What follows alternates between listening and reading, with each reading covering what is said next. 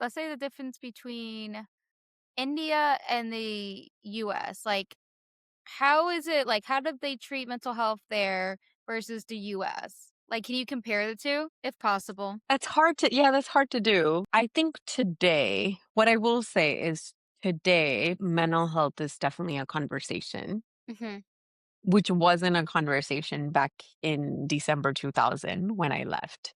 Back then, it was more if you are talking about mental health, it's because someone has um, serious mental health like schizophrenia or, really high intensity clinical diagnosis. I don't think it was talked about in the way it's being talked about today around stress or burnout or anxiety or depression. I don't think it was in that way. It was generally in if there is mental health, it means there is something that is wrong or really intense for someone that needs hospitalization or a psychiatrist or medication. So it's talked about it in that context. And I would say that's true even when I moved here, because in December 2000, I didn't really hear as much mental health here either, to be Mhm. honest, when I moved here. I'm very grateful and happy that the conversation of mental health has really shifted. And I would say definitely even more so during the pandemic, because a lot of people were open to Yeah. talking about what was happening. And this was the first time in our culture after a very long time where everybody was kind of experiencing a very similar global pandemic. And that allowed us to all experience and say, I'm feeling really isolated. I'm really scared. I'm really anxious. And so I think that really changed the narrative around mental health, which I'm really grateful for. And I've seen that trend in my culture because even in the like gatherings that I go to in my South Asian community, the like in the 10 years that I've gone to the gatherings, it's like it started from like nobody really knows what I do to now everybody wants to sit at the table where I am because now they want to talk about what's going on with their mental health. And so that shift has been cool to see.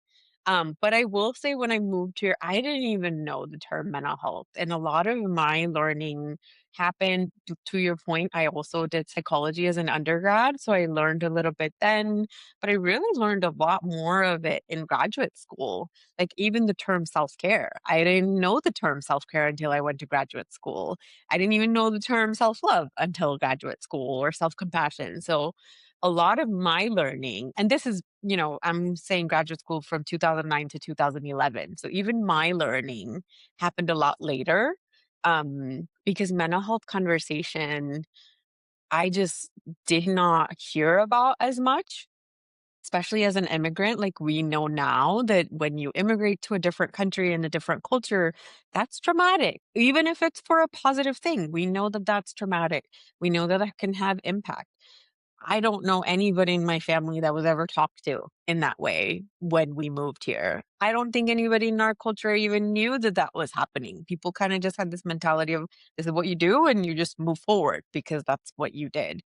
Mhm. So I think mental health really just as a conversation has been changing. I think in India, there is definitely, especially with the younger generation, just like the younger generation here, they're a lot more equipped with language. They're a lot more equipped with understanding emotions.